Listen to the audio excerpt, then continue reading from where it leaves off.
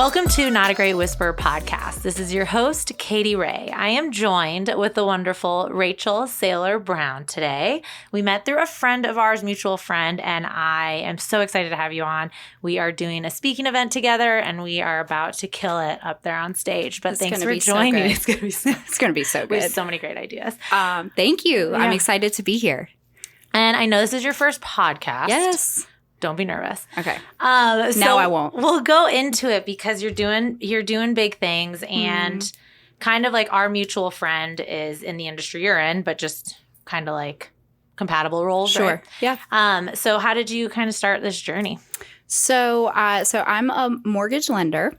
And that is much more exciting than it sounds, right? I started in the real estate world in my late 20s, originally from South Carolina, and I was working in a position there, made the decision to move to Florida, and realized that when I was making this jump, I needed some type of stability, some type of constant paycheck, which is important, maybe some health insurance. So it was suggested by a very good friend of mine in the mortgage world to try it out. And very quickly into becoming a loan officer assistant, which is how I started, just literally filling out people's expense reports and picking up dry cleaning, and one time being made to wash a car, and then I cried, and then it was bad. I still remember the outfit that I was wearing on that day. If it tells you like how wash a car. I was like in tears. I'm like, I got licensed and moved across the state to do this job. Anyway. So, how'd I get there? That's a totally horrible story. Yeah, it's okay. I didn't work on that team for much longer, but it taught me grit, right? So, taught you shit. It taught me shit. I took some shit and it taught me grit. And so I was a loan officer assistant for the first year. And then after being an assistant for people that sent me out to get their dry cleaning and wash their cars, I was like, hey, I could probably do this. And I could probably do it really well and with a base in really caring about people. No, and I love that because mortgage lending to me is not a sexy career, but you've made it sexy. Well, I do what I can. But you didn't really know about it. So you kind of jumped into a career for stability at first. Yes. And then you saw the opportunities through mentors, or just in general, you just working it? Well, it was both. I was very, very fortunate and have been throughout my career, for the past 8 years or so, to work with really supportive, successful, kind people. So when I saw, because you see the crazies in it too, when I was an assistant, I worked for like 8 different people at one time.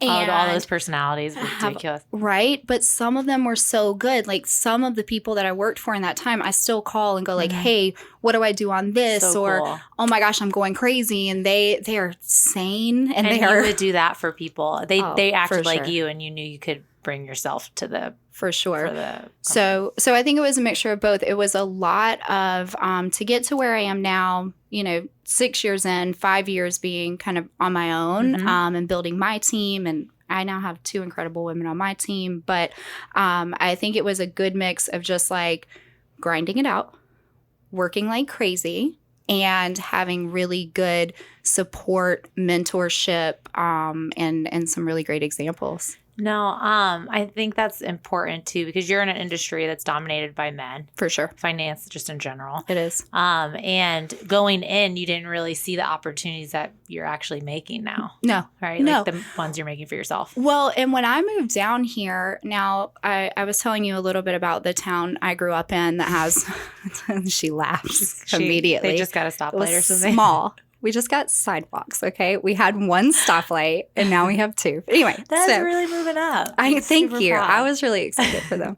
No, but I grew up in a town, small town, South Carolina. When I moved here, I was making something like $35,000 a year was the salary that I was offered. And what are you going to make this year? We're going to hit 7 figures this year. Oh, shit. I like to do the hype because she turns into a tomato if she talks about her accomplissments. Wedding now. But the reason that I say that is because when I was making $35,000, like you couldn't tell me shit. Like I'm moving down to Florida. I got this great job. I got $35K a year. Like, you know what I mean? And all it took was just being open to what could this industry do? And it's limitless. Like you can, anyway, I won't go on. It's truly, Who wants to be on our team? Right. Everybody. Yeah. Well, we're looking. And that's so cool that you have 2 people already on your team. Yes. Yeah. So I'm the person, like, let's say you're looking to buy a house or refinance, or I'm the person that you talk to first, and we go through all the numbers and I make you feel great. And I learn about you, and it's truly, it's not just to hype you up. It's because I really care and I want to help. And then I have 2 women, a mother and a daughter. I know. So we keep it like real close, and they help with all the paperwork, and they do, all of the ins and outs that are truly getting a mortgage loan complete, the unsexy stuff. Yeah. Right? But they do it so well. They do it so much better than I ever did. So I love that. Yeah. I think one of the cool parts about it is, I mean, you were happy where you were, not realizing. I mean, I just didn't know. Not realizing like the level you could get to. But I mean, you grow in you also had the work ethic to get there. So for sure. You weren't just like, and I didn't realize that either. Right. I think that's just looking back on it now, all I did was like, I would wake up, put on my makeup, get dressed, go to work. Did you sing a song? Yeah, that's my rap. This is not good. My husband's going to make fun of me for this part. But like I just went in and I was like, okay, whatever today is going to throw at me, I'm here for it, right? Because I started to see the potential, and I started to see where I could be. And I think that's the thing too. You don't necessarily have to have this mapped out plan and this 5-year goal, and I have to be here and I have to do this. Like just go in and go for it and be open and learn, and sometimes shut up and be really nice to people. And you're a part after of I told you journey. To shut up. Yeah. You're a part of somebody's journey, and it's not like they're a returning customer, but they're going to tell their family and their friends about what a great experience they had. So that's how you really like build your reputation, because I mean, you're a part of someone's like big decision. It's a big decision, and that I love that you said that. I built my business 100% based on relationships and referrals. 100%. It's like every business, and people don't realize that. You know, that's all it is. Bring it's yourself kindness, to the table. Respect, relationships. Connection. Yeah. Yeah, that's it. And respect takes the connection to another level. So correct. I love that. So tell us about your husband. So my husband, I like him. So my husband's name is Chris. Your husband's name is Chris. Yeah, I was podcast stalking you for the last week or so. So my husband's name is Chris. He is born and raised here in Clearwater, and we got married in the pandemic. Which was listen, your photos were beautiful. Thank you. What do you think like he thinks about this? Oh, well, he just got his mortgage originator license. Oh, really? Yeah. Shut up. We're doing like a power couple. I think so. I think so. It's still in the works. He has an incredible job in an incredible industry, and so, but you know, it's good to have options, and we want to grow as a family, as a household, and support each other, and so he digs it. Yeah. That's so cool. And of course, did you guys talk about it? Did he ask you about it first? And yeah. Because you've been in the industry for 6 years. Well, and I think he saw it too. Like there's not a ton of industries that you can get into, start at $35K, right? Yeah. 6 years ago, and then be at this level through just determination and showing up, and he sees that, right? So, and he's fantastic. He is so personal, and he's a great salesman. I would say I don't know, I'd buy a house from him. So of course for you would. Sure. She also bought the farm. Other things, right? Is that what people say? Do people still say that? I don't know. So you guys met though 3 years ago? We've been together 3 years. Oh, so we met 5 years ago. Yeah, I met him actually right after I stopped being an assistant and started doing this on my own. So he kind of saw doing your own he saw me doing that. But we met, exchanged numbers, And then over the next couple of years, He tried to get a date with you. He tried to get a date with me persistently. And I very diligently said no. Or like, maybe, or like, oh, hit me up next time. Or like, but something switched. And when it switched, it was amazing. And I fell so very in love on such a, I'm 36. He's actually younger than me. He's 5 years younger than me. But girl, you know how to do it. But because he has children, so he has 2 kiddos, right? That I'm a very proud stepmom. But because he had kids so young, I think he had been through a lot, right? Yep. And at I was 34 when 33. I think we were both ready, and we had been through enough life to kind of know what we wanted, communicate what we wanted, and just get right to the point, right? Just get right to the point. We got to the point. The first date, I brought a list. I'm not kidding. I had a checklist. I know. Don't do that, people. Yeah. Stop. But because he accepted that, you knew he was the one. I mean, if he didn't, it was going to be a short-lived relationship. If we didn't, he would have told that story to a lot of people. I didn't bring out the list until brought a list. Yeah, I had like several glasses of wine. I think that's super smart, though. Why wouldn't you just throw out your expectations? Not the list part, but like talking about it. Maybe. Looking back. Maybe not the typed up list, double spaces, but so you write notes. But I think that I don't knock that. Like, I mean, I met my husband in college, so we didn't have any real conversations, I feel like, till like 4 years in. You know what I mean? Like, we were just doing ratchet shit with our friends. And so, I love that. Like, I love that you guys were together and doing ratchet shit together. The ratchet shit that I was doing, girl, I had to leave that. I had to leave that shit in my 20s. I couldn't bring it with me. Yeah, exactly. We're in our 20s. And in my head, I'm just like, wow. And that just shows evolving as a couple. Like, you're going to be in different seasons. Incredible. You're going to change. Like, are you going to be there for each season? So I love that you guys got married during the pandemic. That's a story for the books. Yes. But absolutely beautiful wedding. And I mean, now you've taken on the role as stepmom. Yes. And what an important role that is. I love it. Such a healthy thing for kids to see. Just like good relationships from both, like, because they have a good relationship. You guys co-parent. Right. Like, that's a huge thing. And at 12 and 8, you see everything. Really. And I really think that they're not going to know much different because it's been 3 years now, right? And I loved hearing about your experience of having that blended family. Do we just call it that? Blended and having, as fuck. And that's what, and I totally embrace it. Like, I am their stepmom. Don't call me anything else, right? Like, that's what I am. You can call me a bonus mom or whatever, but I'm their stepmom, and I'm so proud to be in that role because I love them, and because now they have 4 parent figures, right, that love them and have their back. Show respect for each other. And that's huge. Yeah. So and that I feel like just grows good humans. Mm-hmm.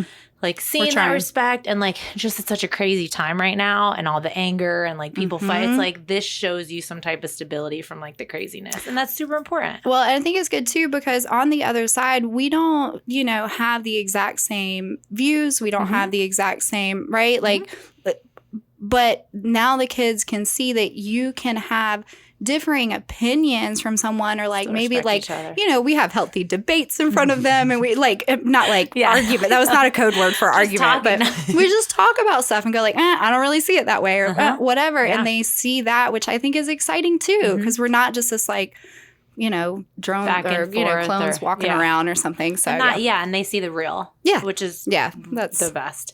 And so now that the daughters, your stepdaughter's 12, she is.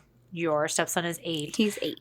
Do you talk about money lending because you love like empowering women and girls to do what they want to do no matter what? Do what you want to do no matter what, little girls that are listening to this podcast. You can do it. I do. I talk to both of them.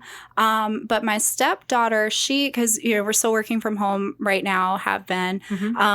But so in my home office, my stepdaughter will come and sit and kind of listen, and she, is on her phone or doing whatever. But I ask them questions. I say like, hey, guess what? Interest rates went down today. And they go, and I'm like, no, that's a good thing because this and da-da-da. So I'm telling they need to, and they go, and they still go, right? But they need to know we didn't learn about how to build your FICO score in school. Isn't that crazy? We didn't Which you should learn have. about how to shop around for the best interest rate. You didn't learn how to put X amount of dollars aside so that by the time you're however old, you have enough put aside for a down payment. You're not relying on all these crazy programs and grants. So to answer your question, yes, I think I've lured her to my world, at least for now. She says she wants to be a real estate agent. So. She's still learning. Yeah. And with real estate, maybe she somehow thinks that real estate is more in front of people, yet you are too. Yeah. And they don't really see that yet because they just think you're crunching numbers in the background. Correct. Which But is you not are as exciting. Yeah. And I don't get to look at pretty houses all day, but it works for me. Because I say, y'all go see it. I'll shoot you out the numbers and we'll get this thing done. Enjoy your trip. Exactly. I'll stay here. But you have to create your own schedule. Yes. Right? Well, yeah. There's going to be sometimes you get, Yeah, now I do. Because you have a team. Because I have a team. Okay. And because I am now at the level where I'm not just, and I don't mean to say this, and I hope I'll say it well, and then maybe you can say it prettier than I do. But I'm not at the point where I have to take every call all the time and do it all and and chase down this person that I don't know, and maybe they qualify, and maybe no, right? I was this morning was a great example, and I was like, I'm going to say this on the podcast. I said it just like that, too. I'm going to say this on the podcast. Yeah, I put it in accent like that. So this morning, I'm getting ready. I was listening to your podcast. Actually, I listened to a different podcast in the morning. Like, I'm always looking for great content. So I'm listening to the podcast. I'm doing my makeup. My brain's going, all right, how's today going to go? And a client calls that I haven't talked to in some time, and it was a little tricky. We're working on it, right? Yeah. But it was 8:30. And my brain instantly thinks, you should pick up. It's a client. It's a lead, and da-da-da-da-da, and you need to catch him.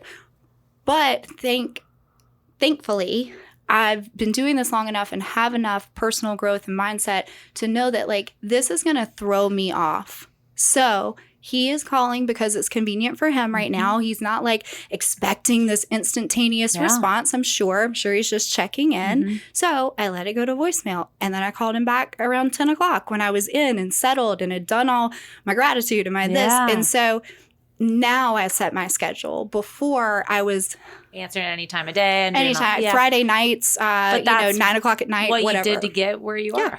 Yeah, and that's a really hard realization because the whole 2 hours, some people would sit there and be like, oh my God, I feel bad I didn't call them back.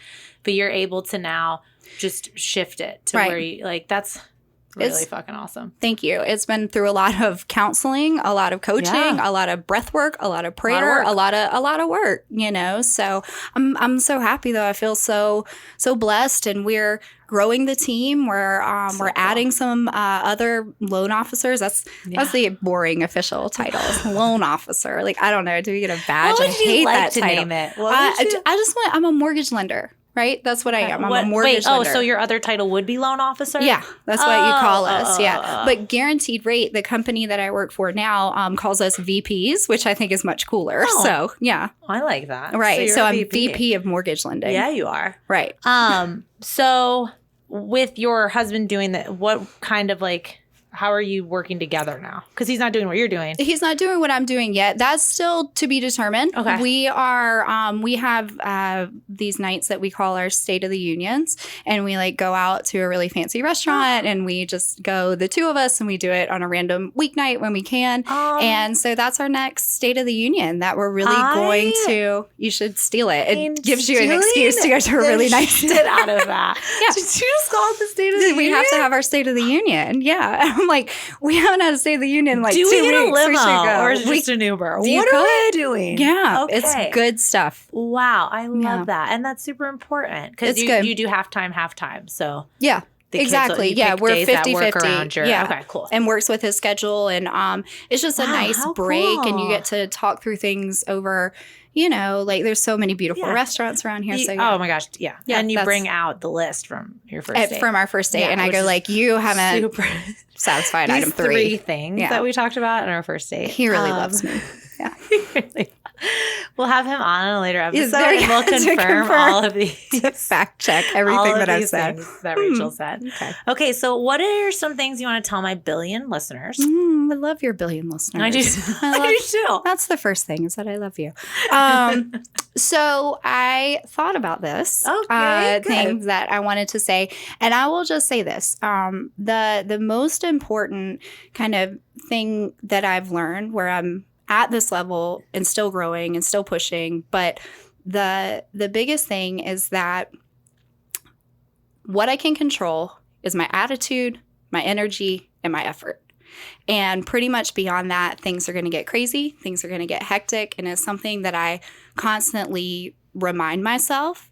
I think too that it's just like I got to here and I'm getting to my next step just by putting in the work. And there's no secret, there's no magic. There's just, I work on myself. I work kind of, I did all the time for years and years. And now I'm at a place that I can really see it being sustainable from here on out. And you got big goals that you're going to reach this year. We're going to reach them. 7 figures. 7 figures. Still not a tomato. Good job. Okay. Where can we find you? It's my ears. It's my ears. So probably the easiest way. So I'm not really on Instagram. Like I have Instagram. I'm not on it. So just Rachel Saylor Brown, SAYLOR, on Facebook. And I post a lot of stuff about mortgages, not boring stuff, cool stuff.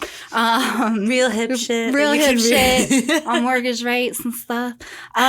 So yeah, I think that's the easiest way. And then hit me up with a message, or anybody that's looking to potentially change careers or wants to do something that you can really just put some time, energy, effort into and have an amazing quality of life. And I think that you're just a perfect example of keeping your morals, keeping your expectations. Like you didn't sit there going, I need to make this much money here, but I am going to be kind, be respectful, help people, because you loved helping people. And it just shows that like if you stay the course, success could be on the horizon. And if you have State of the Union dates to talk about it, then your marriage will be happy. Yeah, we're going to just keep doing all that. The tips on this podcast Let me check off all my notes now. Well, I loved having you. Thank you so much. You can find Rachel at The Real Cray, at Not a Great Whisper podcast page, at KatieRay.com, and all the fun things. You are a joy. And we have so many more meetings to have because we're speaking right after each other. We should, I'm sure you'll be talking about Amplify. And Amplify. And Amplify, no. Oh, we didn't shit. So Amplify, we're both speaking at Amplify. We have to bring it up. And you're the sponsor. I'm the title sponsor. Yes. And you're a speaker. And I'm a speaker and you're a speaker. And I'm a speaker. And we're going to kill it. You're welcome, Vanessa. She's not even ready. At Amplify event, the Amplify event. You could find that on my page as well.